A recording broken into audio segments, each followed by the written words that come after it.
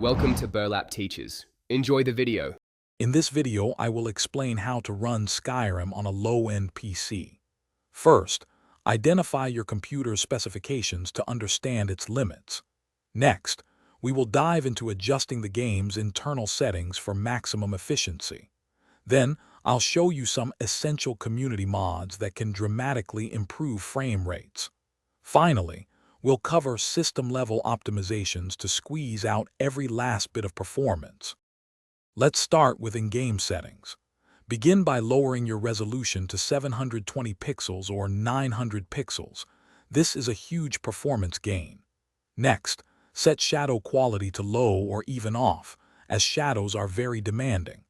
Also, reduce the fade distances for objects and actors. Finally, disable both anti-aliasing and anisotropic filtering in the game launcher for smoother gameplay.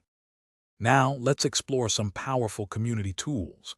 The unofficial Skyrim Special Edition patch is crucial for bug fixes and stability.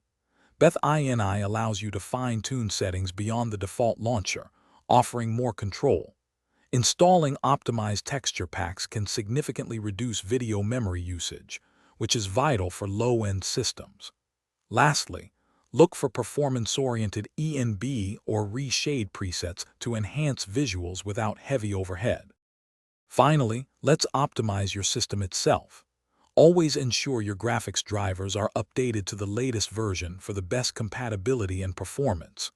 Before playing, close all background applications like web browsers or chat programs.